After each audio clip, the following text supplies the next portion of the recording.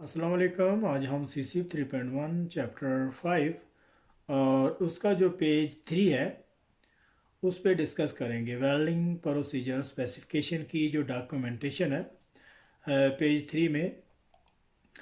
तो should the level of work and thus the application standard state that written welding procedure must be produce, यहाँ तक वो ये कह रहा है कि काम के लेवल को बरकरार रखने के लिए एप्लीकेशन स्टैंडर्ड कहता है the written welding procedure must be pursued. वो ये कह रहा है कि जो वेल्डिंग प्रोसीजर है, जो WPQR लगा है, उसको लिख लें। प्रोड्यूस मतलब लिख लें और उसके बाद उसको चेक करें, उसको टेस्ट करें and written then this should be carried out using the following documentation, यहाँ तक। और जो रिटन वेल्डिंग प्रोसीजर उसको लिख लें, फिर उसको चेक करें, उसको टेस्ट करें कि वो आपके क्वालिटी के जो मेयार के मुताबिक पूरा है, और उसके बाद उसको बरकरार रखें। रिटेन मतलब उसको बरकरार रखें और फिर उसके जितने भी आने वाले फ्यूचर में जो नेक्स्ट जो फील्ड में जो काम हो रहा है, इन्हीं डॉक्यूमेंटेशन की मदद से उस पर जो है वो काम करें। With which the welding inspector should be familiar, और जिन डॉक्यूमेंटेशन को एक वेल्डिंग इंस्पेक्टर को अच्छे तरीके से जो है वो स्टडी होनी चाहिए। तो उसमें PWPS है, प्रोविजनल और preliminary welding procedure specification. Provisional और वेल्डिंग प्रोसीजर स्पेसिफिकेशन। प्रोविजनल कहते हैं आरजी को, और प्रीलिमिनरी जो इब्तदाई चीज़ है, कुछ भी जो डॉक्यूमेंटेशन है जो स्टार्टिंग में इस्तेमाल किए जाते हैं, जो इब्तदाई और जिसको आरजी भी कहते हैं वेल्डिंग प्रोसीजर स्पेसिफिकेशन में।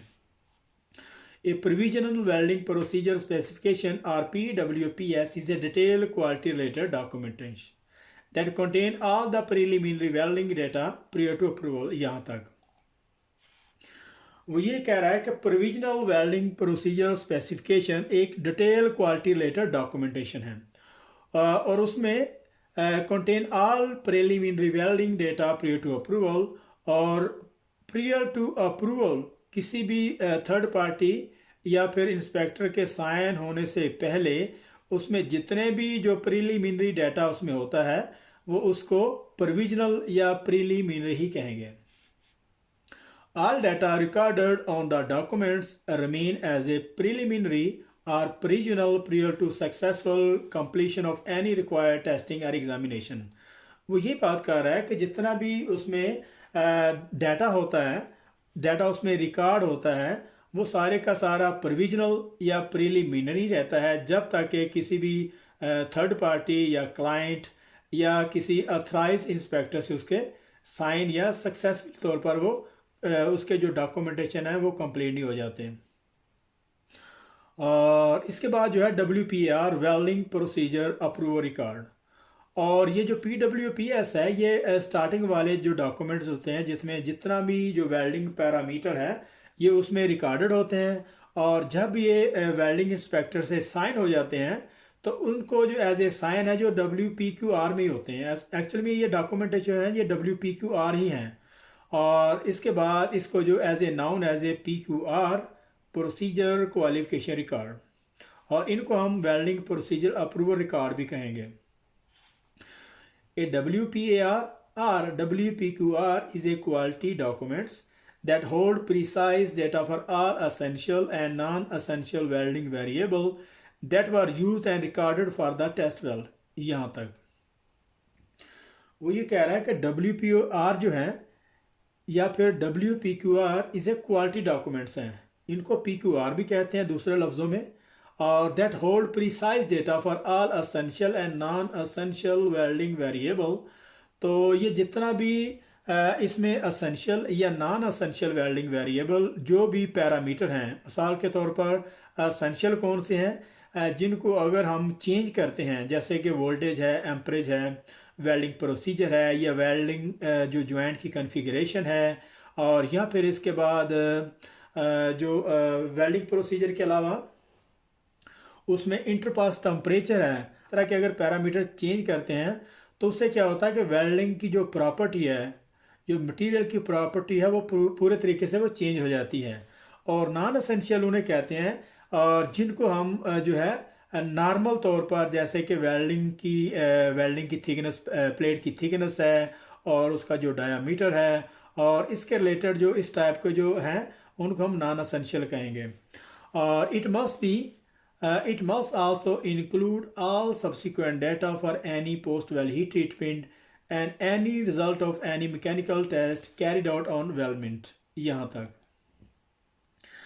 और इसके अलावा वो कह रहा है कि it must also include all subsequent data, subsequent कहेंगे बाद में जितना भी आने वाला जो प्रोसेस है उसको, और इसके अलावा जितना भी बाद में जो जैसे पोस्ट वेल हीट ट्रीटमेंट है, और इसके अलावा मैकेनिकल टेस्ट का जो रिज़ल्ट हैं, जो वेल्डमेंट पे, जो वेल्ड मेटल पे जो मैकेनिकल टेस्ट के जो रिज़ल्ट किए जाते हैं उसका डाटा वो भी इसमें शामिल है। और it is normally require that this document be stamped and sign by the mechanical test house. और जितना भी ये डाटा है ये भी सारा एसेंशियल और नॉन एसेंशियल, उसमें वेल्डिंग के पैरामीटर हैं, और इसके अलावा मटेरियल की कॉन्फ़िगरेशन है, और वेल्डिंग प्रोसीजर है, उसके वोल्टेज, एम्परेज, और गैसेस हैं, गैसेस का कौन सा फ्लो मीटर है, और ये सारे का सारा जो पैरामीटर है। और इसके बाद जितना भी आने वाला जैसा कि पोस्ट वेल्ड हीट ट्रीटमेंट की जाती है, और इसके बाद उस पर जो मैकेनिकल टेस्ट किए जाते हैं वेल्डमेंट पे, तो ये सारा का सारा जो रिकॉर्डेड है इसमें लिया जाता है। It is normally required that the documents be stamp and sign by the mechanical test house.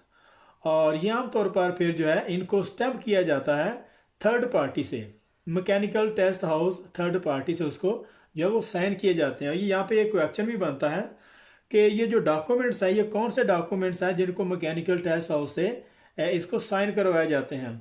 उसमें PWPS है या WPAR है या WPQR। तो यहाँ पे आंसर होगा WPQR को मैकेनिकल टेस्ट हाउस से साइन किया जाता है जब जितने वेरिएबल पैरामीटर जो है वो उस पर इंस्पेक्टर, अथराइज इंस्पेक्टर जो उस पर जो उसको चेक कर लेता है, और उसकी जो रिक्वायर मैकेनिकल प्रॉपर्टी है जब वो म्यार पे उसका जो है मैकेनिकल टेस्ट किया जाता है। और then third party and manufacturers represented and is recorded and held in the quality file system. और उसके बाद उसको थर्ड पार्टी या मैन्युफैक्चरर जो रिप्रेजेंटेटिव है उसके साइन उसके किए जाते हैं, और फिर इसको क्वालिटी फाइल सिस्टम में जो है वो फाइल उसको रिकॉर्डेड कर लिया जाता है। और यहाँ पे एक और क्वेश्चन बनता है कि थर्ड पार्टी और मैन्युफैक्चरर रिप्रेजेंटेड और किसके साइन किए जाते हैं, और इसको कहाँ पे जब उसको फाइल को हेल्ड किया जाता है, तो उस फाइल को हेल्ड किया जाता है क्वालिटी फाइल सिस्टम में। तो नेक्स्ट हमारा WPS है, welding procedure specification. A WPS is a working document, यहाँ से इसको स्टार्ट कर रहे हैं। WPS is a working document that is a prepared from the WPAR। और जो WPS है वर्किंग डॉक्यूमेंट्स है, इसको जो है WPAR से तैयार किया जाता है, and then is issue to the welder. और फिर इसको काम करने के लिए वेल्डर को ये डॉक्यूमेंट्स दिए जाते हैं, क्योंकि वेल्डर जो जितना भी वो शॉप में या साइड पे काम हो रहा है वो WPS के मुताबिक ही होगा। It contain all the essential data required by the production to complete the weld successfully. It contain all the essential data required by the production to complete the weld successfully. और इसमें सारे का सारा वो data मौजूद होता है जिसको कामयाबी से वेल्ड करने के लिए और कम्प्लीटली और कंटिन्यू वेल्ड करने के लिए इस्तेमाल किया जाता है। सारे का सारा डाटा इसमें एसेंशियल का जो है इसमें शामिल होता है, और उसमें करंट उसका कितना होता है, उसकी जो पावर कितनी होनी चाहिए, इंटरपास टेम्परेचर कितना है, और उसका जो प्री हीटिंग टेम्परेचर मटेरियल के हिसाब से कितना होना चाहिए, ये सारे का सारा उसमें मेंशन होता है। और achieving the minimum level of any property require. और इसके अलावा जो उसका जो मिनिमम लेवल है प्रॉपर्टी का वो हमें चाहिए होता है। मिसाल के तौर पर अगर हम इसका जो लेवल है वो अगर मैक्सिमम रखते हैं, मैक्सिमम, मीडियम या मिनिमम, अगर यहाँ पे एक क्वेश्चन भी आए कि कौन सा हमें जो प्रॉपर्टी का जो रिक्वायर्ड लेवल है वो कौन सा होना चाहिए, तो उसका आंसर होगा मिनिमम, क्योंकि इसमें यह होता है कि ज़्यादा से ज़्यादा जो उसमें प्रॉफिट कमाने की जो है टारगेट होता है। अगर हम क्वालिटी का वो जो लेवल कर देते हैं जो जिसकी ज़रूरत नहीं, जिसका वो जो है क्लाइंट को रिक्वायर ही नहीं होगी, तो इससे हमारी कॉस्ट ज़्यादा होगी, हमारा जो सोर्स ऑफ इनकम है, हमारी जो इकॉनमी है वो ज़्यादा वहाँ पे लॉस्ट होगी। तो इसलिए जो मिनिमम क्वालिटी का जो स्टैंडर्ड है, जो रिक्वायर प्रॉपर्टी है, वो हमें मेंटेन रखनी होगी। तो it is also important to note there are a numerous applications where acceptable levels of the manufacturing are achieved. यहाँ तक It is also important to note there are a numerous applications where acceptable levels of the manufacturing are achieved. और यह चीज़ जहन में रखने वाली है कि बहुत सारी एप्लीकेशन में एक काबिल कबूल जो है वो मैन्युफैक्चरिंग को एक मर्तबा हासिल होता है। Where written and are approved welding procedure are not a quality requirement. और यहाँ पे रिटर्न अप्रूव्ड वेल्डिंग प्रोसीजर जो है उसकी क्वालिटी की ज़रूरत नहीं होती। And where the selection of the appropriate welding parameter is a made either by the welder or welding supervisor and is based upon their experience. यहाँ तक वो ये कह रहा है कि बहुत सारी एप्लीकेशन ऐसी हैं जहाँ जिसको एक काबिल कबूल जो है वो मैन्युफैक्चरिंग का एक जो इज़्ज़त है, जो एक काबिल कबूल उसका जो मर्तबा है, जो एक मेयार है वो बना हुआ होता है। और वहाँ पे क्या होता है कि रिटर्न अप्रूव्ड वेल्डिंग प्रोसीजर की ज़रूरत नहीं रहती। और वहाँ पे क्या करते हैं कि उसका जो वेल्डिंग के पैरामीटर हैं, उसका जो एम्पेयर हैं, उसके जो वोल्टेज हैं और उसके जो बाकी का डिपेंड करता है कि उन दोनों का एक्सपीरियंस कौन सा है। Extent of approval. An approved WS may have an extent of approval. An approved WPS may have an extent of approval.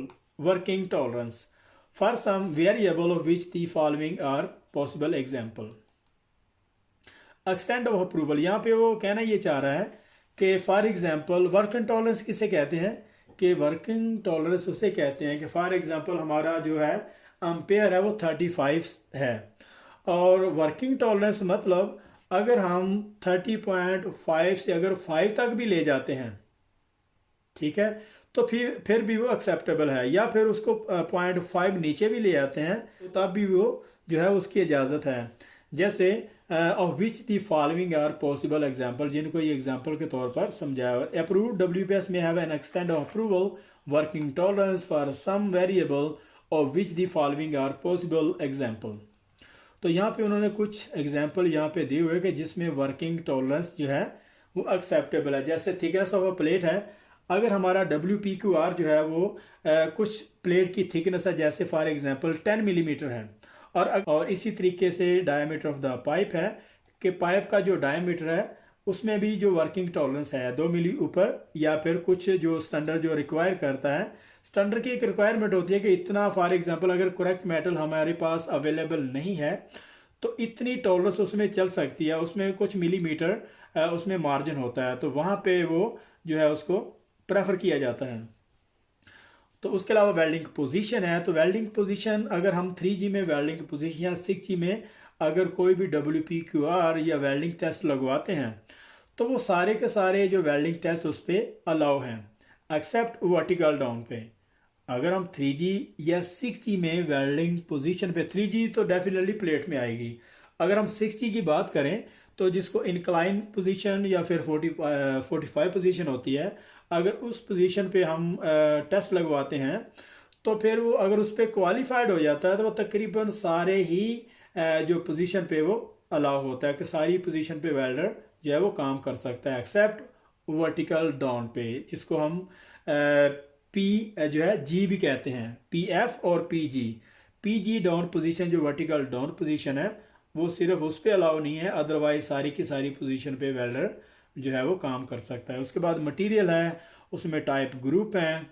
और अगर कार्बन स्टील है, अगर हम जो है कार्बन स्टील मेटल पे काम कर रहे हैं और उसकी जगह पे अगर ग्रुप ही को चेंज करते हैं, जैसे 0.5 है, 5.1 है जो कि एक क्रोम का मेटल, अगर उसकी जगह के 8.1 कर देते हैं, 5.1 जैसा कि जो क्रोम का मेटल है उसी की जगह पे अगर हम 8.5 जैसे कि स्टेनलेस स्टील मटेरियल को ले आते हैं तो वो बिल्कुल वहाँ पे अलाउ नहीं है।